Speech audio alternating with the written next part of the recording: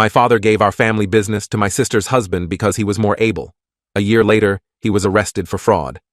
I, 32M, grew up in a family where our business was everything. My father, 65M, started a small manufacturing company in our garage and slowly built it into a successful local business. From a young age, I was told that one day I'd take over. I studied business in college, worked part-time at the company during school, and joined full-time right after graduation. For the past 10 years, I've been working long hours trying to prove myself. But no matter what I do, it's never enough for my father. He's always criticizing my decisions and questioning my judgment. Things got worse when my sister, 34F, married Jake, 35M, 5 years ago. Jake has an MBA and worked for a mid-sized accounting firm. From day one, my father was impressed by him. He'd constantly praise Jake's ideas, even on topics Jake knew little about. Jake started hanging around the shop more, sitting in on meetings and offering his opinions. My father often implemented Jake's suggestions over mine. It didn't matter that I had years of hands-on experience while Jake was just speculating based on general business theories. 3 years ago, we were deciding whether to expand our product line. I spent weeks researching and put together a proposal showing it was too risky. Jake looked at it for an hour and said we should go for it. My father overruled me and followed Jake's advice. We ended up wasting money on inventory that didn't sell. Last year, I negotiated a deal with a supplier that would have saved us 10% on costs. Jake said he thought he could do better. My father let him take over the negotiations. In the end, Jake only got a 7% reduction, but my father praised him for his superior negotiating skills. 6 months ago, we launched a new product. I led the team that developed it. At the launch event, my father barely acknowledged my role, and instead had Jake give a speech about the visionary leadership that made it possible. Throughout all this, my sister has always taken Jake's side. Even when it's clear he's wrong, she defends him and tells me I'm just jealous. She seems to have forgotten all the times I stood up for her when we were kids. Despite all this, I kept working hard and hoping my father would eventually recognize my contributions. I thought surely when it came time to hand over the reins, he'd see that I was the right choice. Last week, my father called a family meeting. He announced that he's ready to step back from day-to-day operations. I held my breath, expecting him to finally acknowledge my hard work and name me as his successor. Instead, he said he's appointing Jake as the new manager. He praised Jake's fresh perspective and innovative thinking. He said the company needs new ideas to grow. I was stunned.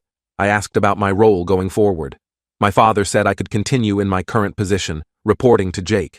He acted like this was a completely normal and reasonable decision. I lost it. I told him he was making a huge mistake. I pointed out all the times Jake's ideas had backfired. I reminded him of my years of dedication and hard work. I said he was betraying me and the promise he'd made about me taking over someday. My father got angry. He said I was proving his point about being too emotional and not having the right temper to lead. He said Jake was clearly the better choice because he stays calm and professional. My sister jumped in, telling me I was being selfish and should be happy for Jake. She said I should trust our father's judgment. Jake just sat there looking arrogant. I stormed out. Since then, I've been ignoring calls and texts from my family. I'm seriously considering quitting and starting my own competing business just to prove them wrong.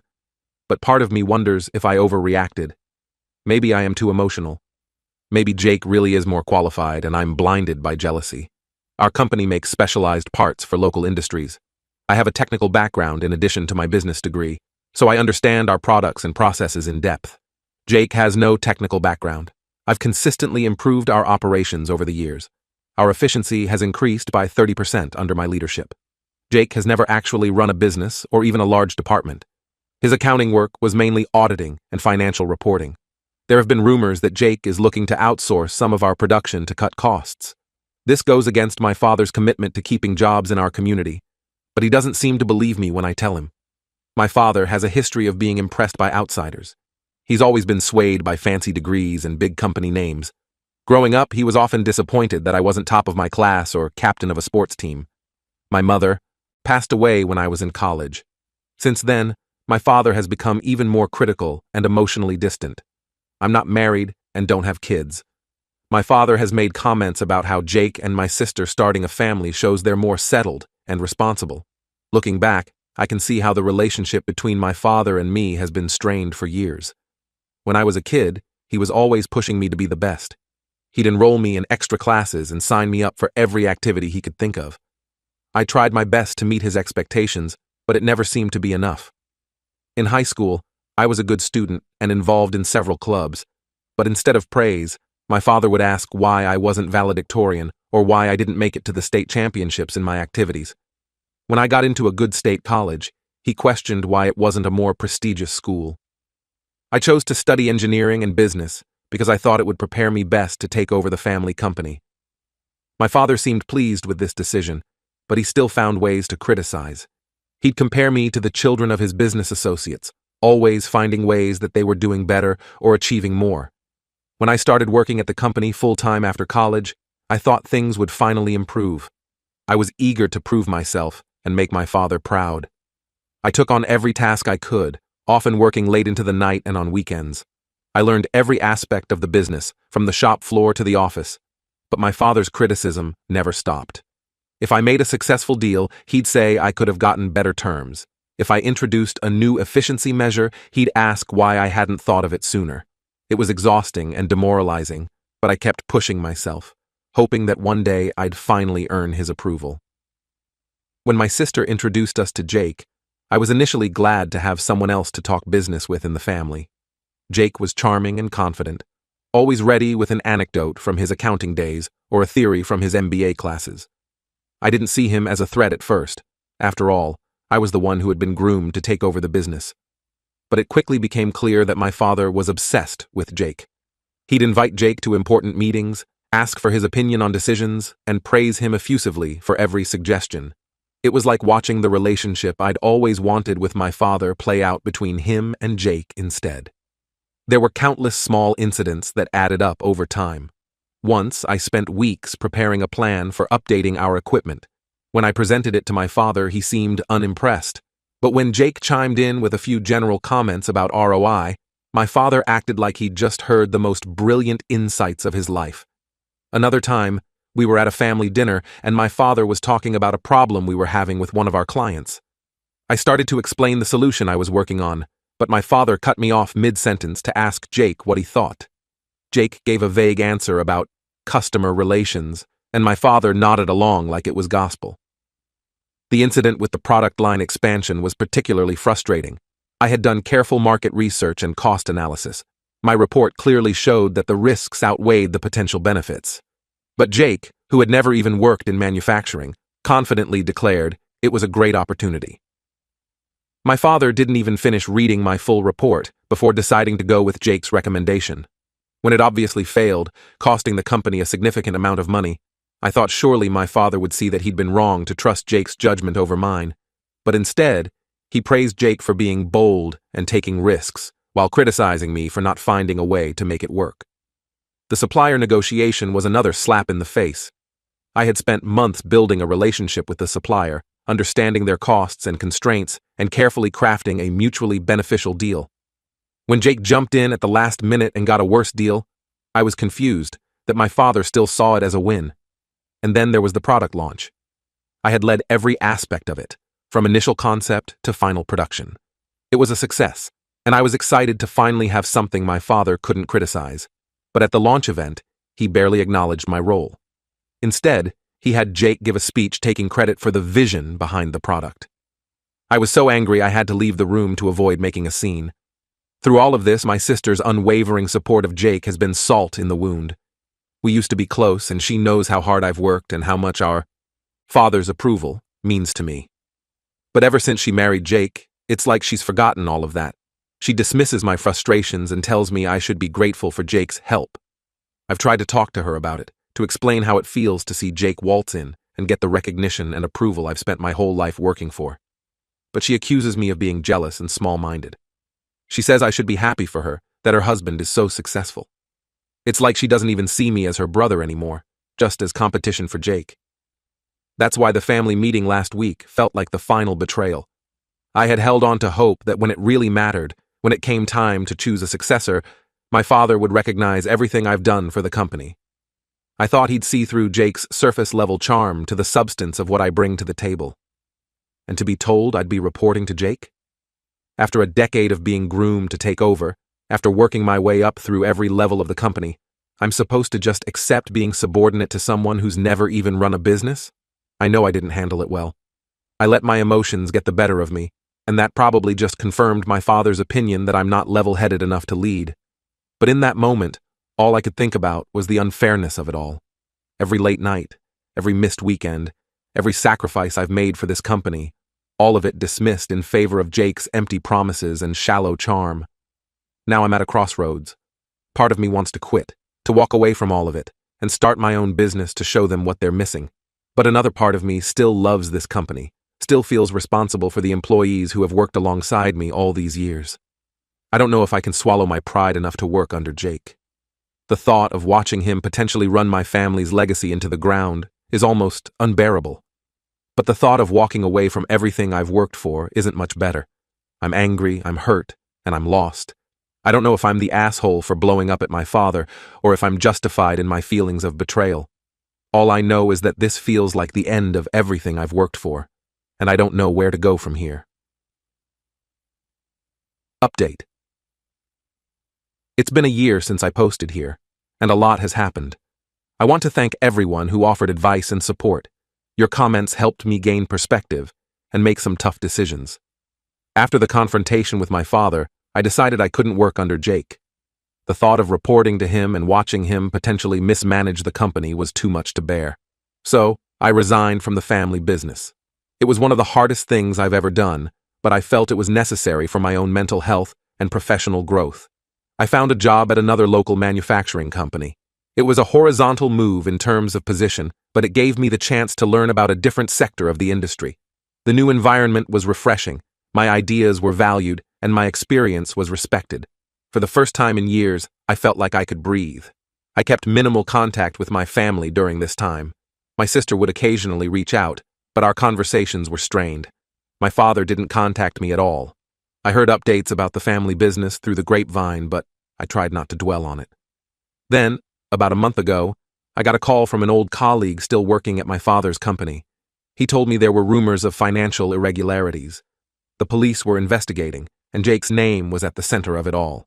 I was shocked. Despite our differences, I never thought Jake would do anything illegal. My first thought was of my father. If Jake was involved in fraud, there was a good chance my father could be implicated too, even if he was innocent. I knew I had to do something. Despite everything that had happened, I couldn't stand by and watch my father potentially go down for something he might not have done. I decided to hire a private investigator to look into the situation. The PI worked quickly and discreetly. Within a week, he came back with some startling information. Jake had indeed been cooking the books. He had been inflating profits, hiding losses, and even embezzling money from the company. The fraud had been going on for the last year. However, the most important piece of information was that my father appeared to be completely unaware of the fraud. The PI found no evidence that my father was involved or had any knowledge of Jake's actions.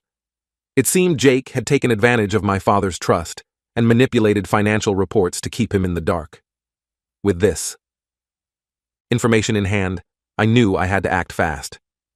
I hired a lawyer specializing in white-collar crime and arranged a meeting with my father. When I walked into his office, I could see the toll the situation had taken on him. He looked older, more worn. For a moment, all the old resentments faded away, and I just saw my dad, looking lost and afraid. I explained what I had discovered and introduced him to the lawyer. At first, he was defensive, insisting that Jake would never do such a thing. But as we laid out the evidence, I could see the realization dawning in his eyes. The next few weeks were a whirlwind. With the help of the lawyer, my father cooperated fully with the investigation. He provided all the necessary documents and testified about his lack of involvement in the fraud. Jake was arrested and charged with multiple counts of fraud and embezzlement. My sister was devastated. She alternated between defending Jake and lashing out at everyone else. I tried to be there for her, but it was difficult given our strained relationship. Throughout this ordeal, I worked closely with my father to understand the extent of the damage to the company. It was worse than we initially thought. Jake's actions had left the business in a precarious financial position. As we worked together to sort through the mess, my father and I began to rebuild our relationship. For the first time in years, he listened to my ideas without dismissing them. He even admitted that he had been wrong about Jake and about me. One evening, as we were going through some old files, My father turned to me with tears in his eyes. He apologized for not seeing my true value, for always pushing me aside in favor of outsiders. He said he had always been afraid of showing favoritism, of being accused of nepotism, and in doing so, he had hurt the one person who truly cared about the company as much as he did. It was a breakthrough moment for us. We talked for hours, really talked, in a way we hadn't since I was a kid. He shared his fears and insecurities about running the business, and I opened up about how his constant criticism had affected me. As the legal proceedings against Jake continued, my father asked me to come back to the company. At first, I was hesitant. I had found a measure of peace in my new job, away from the family drama. But as we discussed it, I realized this was an opportunity to rebuild not just the business, but our relationship as well. I agreed to return, but on the condition that we would be equal partners. No more top-down management, no more dismissing each other's ideas. We would make decisions together, combining his experience with my fresh perspective. It's been a month since I returned to the family business. It hasn't been easy. The company's reputation took a hit from the scandal, and we've had to work hard to regain the trust of our clients and employees. There have been late nights and heated discussions as we figure out how to move forward. But for the first time, I feel like my father and I are truly working together. He values my input and often defers to my judgment on technical matters. In turn, I've gained a new appreciation for his years of experience and business acumen. My sister is still struggling to come to terms with Jake's actions. She's filed for divorce and is in therapy. Our relationship is slowly improving as she begins to see how Jake had manipulated not just the business, but our family dynamics as well. Looking back on the past year, I'm amazed at how much has changed. I went from feeling betrayed and undervalued to playing a crucial role in saving the family business and repairing my relationship with my father. I've learned a lot about forgiveness, both giving and receiving it. I've also learned that sometimes stepping away from a situation can give you the perspective needed to address it effectively. The road ahead won't be easy. We still have a lot of work to do to get the company back on solid footing. My father and I are still learning how to communicate and work together effectively. But for the first time in years, I'm excited about the future of our family business. To those who might be facing similar family business conflicts, I would say this: don't be afraid to stand up for yourself, but also be open to reconciliation. Sometimes it takes a crisis to bring people together and reveal the truth. Thank you again to everyone who offered advice on my original post. Your support gave me the courage to make tough decisions and ultimately to be there for my family when they needed me most. So, Reddit, what do you think? Did I handle the situation well? Any advice for navigating the challenges ahead as we rebuild our business and our family relationships?